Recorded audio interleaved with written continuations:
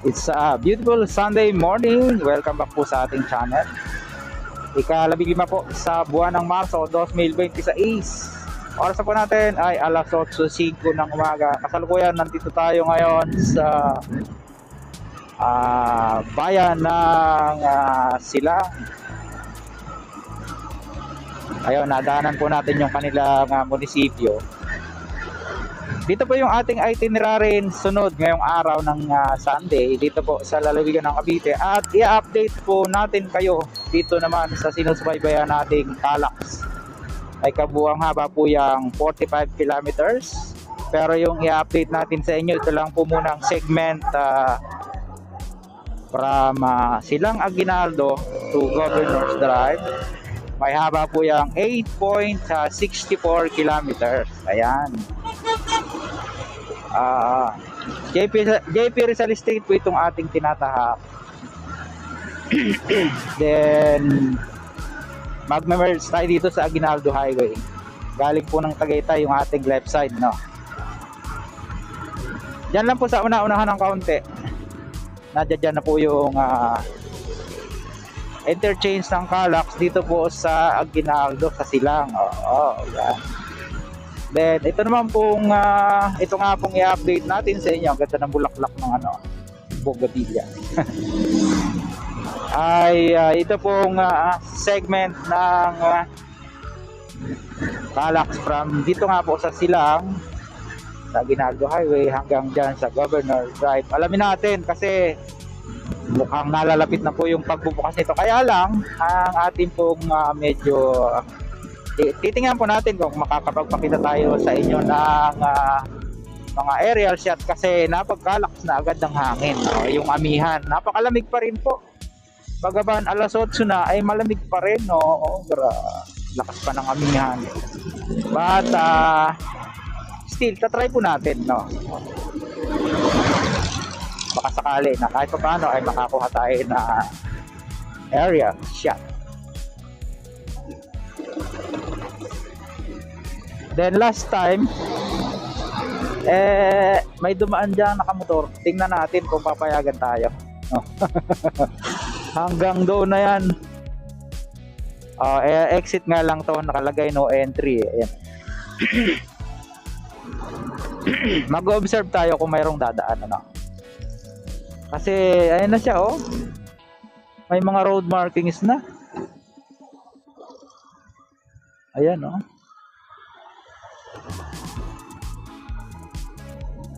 Tapos ito po yung interchange bridge. Punta doon, mayroon na siyang mga coconut, yung ginawang parapet, ginawang retaining wall. May mga road signs na rin, signages, informative signages. Tapos ito yung kabilang entry exit.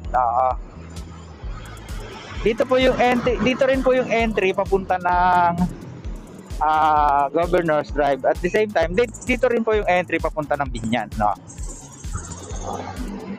kagaya nga po ng nabanggit ko sa inyo kanina, tingnan po natin kung makakakuha tayo ng aerial shot. Here we go.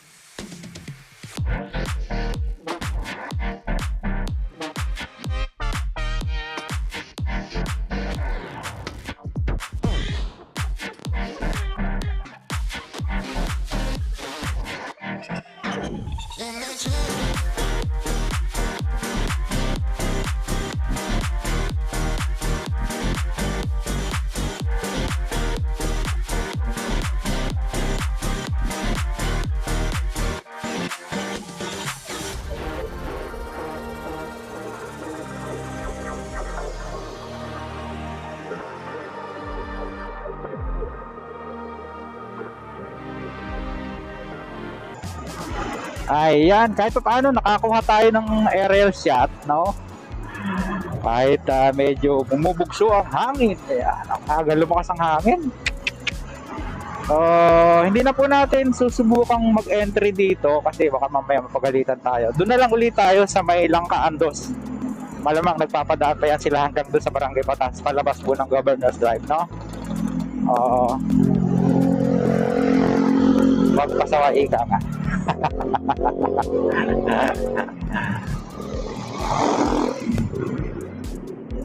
Ayan.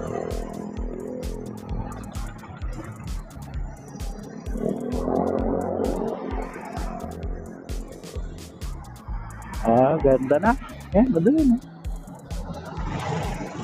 So, dyan po ulit tayo sa Barangay Biluso hanggang makarating tayo ng Langkaan Dos. From Langkaan Dos, doon po tayo mag-e-entry. Kaya, stay tuned. Ayan, narito na po tayo sa Barangay Langkaan Dos. Sakop na ito ng Dasma. At yan na yung alignment ng Calax. Talagang sobrang lakas na ng hangin. Hindi natin mapalayo si drone. Napakyat natin napataas natin sa konti, pero hanggang ganun lang. At dito, susubukan po nating makiraan hanggang doon sa Barangay Batas. Nakita ko may mga dumadaan naman, pwede.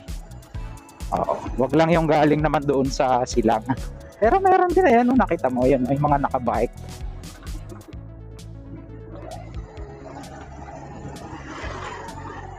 Ayan, meron nga yun, galing ng silang yan. Ayan, ganda na naman. Ayan. At nililinis na nila. Malapit na sigurong matapos yan. Di ba?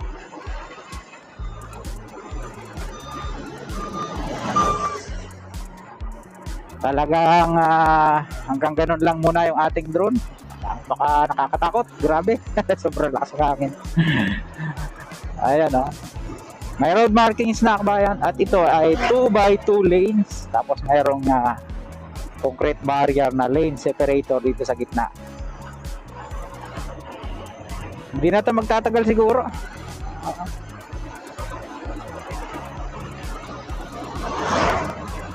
Grabe, ganda. Maganda sana ang panahon. Yun nga lang, talagang sobra lakas ng hangin. Hindi lang po tayo nakapaglakas loob na ipakita sa inyo from silang. Pero almost ganito na rin po. Halos 100%.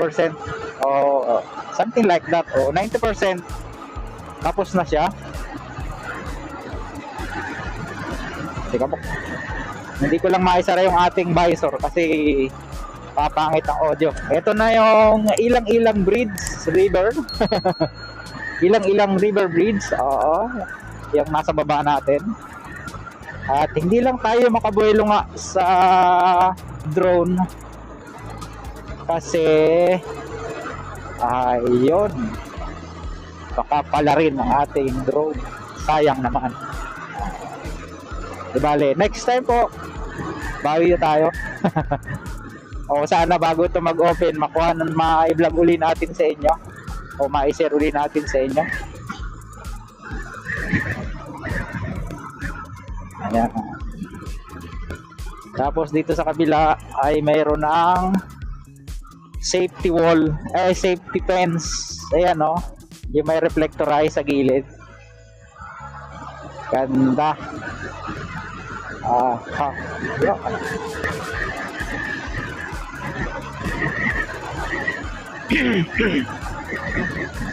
Tapos dito ay aakyat ulit tayo dito sa overpass bridge. Ang lamig pa rin, grabe. Kasi tila hindi pa tayo makakadiretso ng sa ilalim. Bawal doon, kasi may mga nagko-construct. Napakakinis ng kalsada kabahay ng Bulacan.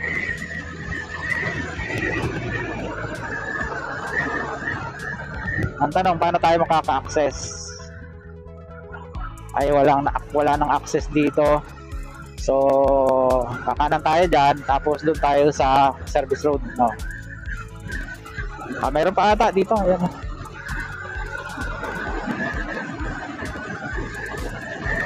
Pwede pa. Kasi paglalahon, isasarado na yan eh. Ayan. Ganda.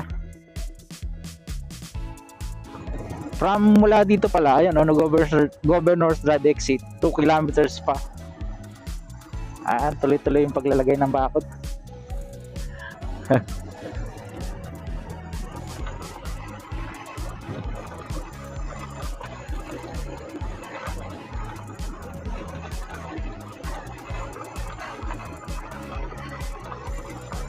Wala na yung mga structures taas. Mukhang tapos na rito.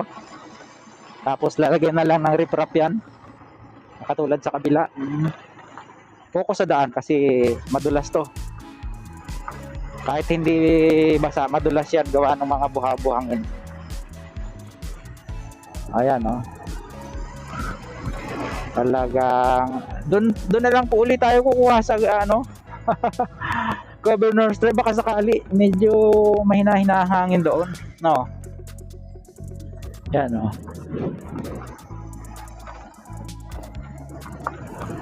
Tuloyin na natin to, wala nang cut-cut ng video. Pakita ko sa inyo yung daan dito. Maganda naman eh. Eventually siguro ay sisimentohin na rin yan.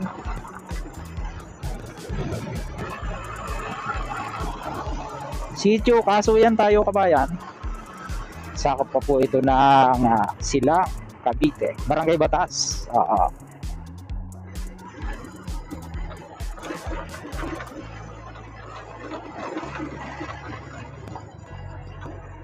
Tutuloy pa ba tayo sa east-west? Sobrang lakas ng hangin. Subok lang natin. Kahit tatanaw-tanawin lang. Malay mo. Maya-maya, medyo humina ang hangin. Sayang naman. Ngayon lang ulit tayo nakapag-vlog eh. Ganda pa naman ang panahon. Ingat-ingat lang.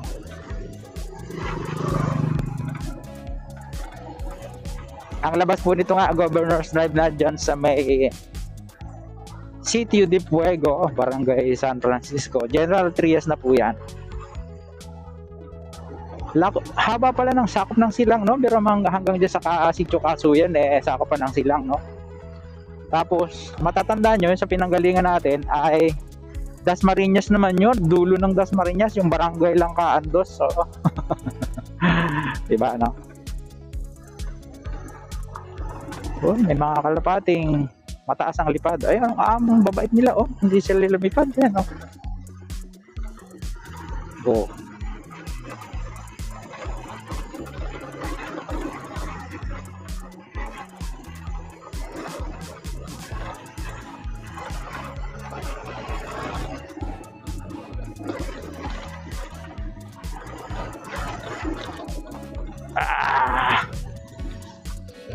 Ayan, dyan pala ginagawa yung kanilang mga rebars. Tapos nandito yung kanilang mga truck, mga heavy equipment. Ayan,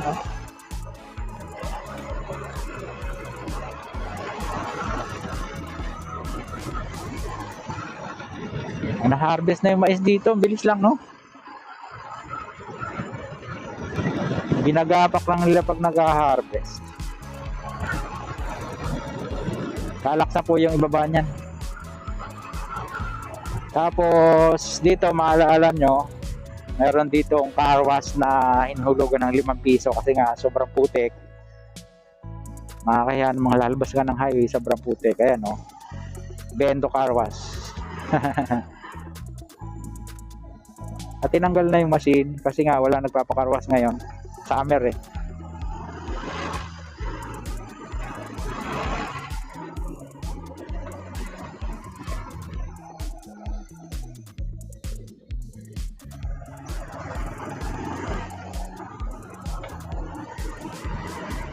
Ayan na, pagpakanan, papunta po ng Dasma, papunta ng SM, pakaliwa, Gentry, saka 13 Martires.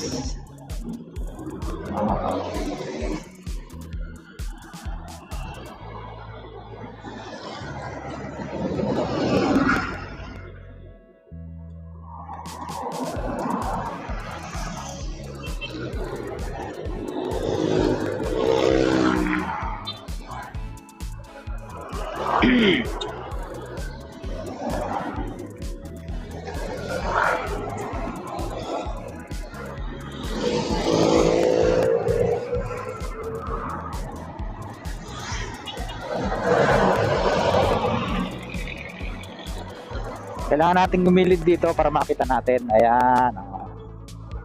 Prohibited on expressway.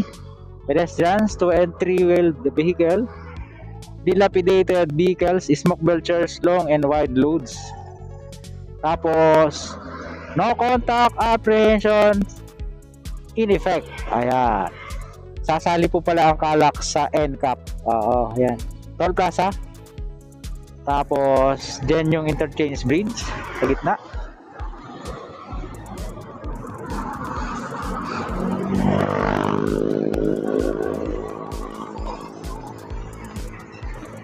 At susubukan nating paliparin uli si Droney kung uubra.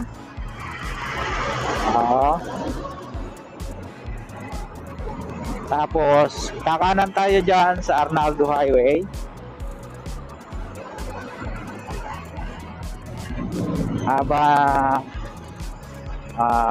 Mayroon tayong time pa. Tingnan natin.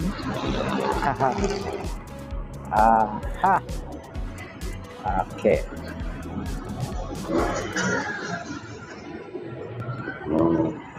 Arnaldo Highway na po ito. At ito naman, papunta naman po ito ng Open Canal interchange from dito sa Governor Drive. Ito yung pinakamahabang segment po ng Calax. 9.86 kilometers kung di pa ako nagkakamali. Ayan na, dyan na siya, oh. Oy, ganun pala. Halos tapos na pala dito. Oo. May I say, sa 90% siguro? Oo. Yan po ay estimated lang natin. Ayan. Tapos, ito po yung interchange bridge dito. At itinutuloy na rin yan papunta doon. Ayan, oh. Diba? So, yan lang po muna pansamantala yung ating naibigay na update sa inyo ngayong araw kasi napakalakas na ang amihan. Sa mga lang po na pag-uwi sa ating pong munting channel, sana huwag nyo kalimutang mag-like at mag-subscribe. Pakipindot po ang notification bell para lagi po tayong updated anytime na mag-upload po tayo ng video. Ito po muli si Kabayang Alex, lagi nagpapaalala, ingat po tayo, lagi tayong malalagay. Magpasalamat po. See you po on my next vlog at healing. Hasta bye bye.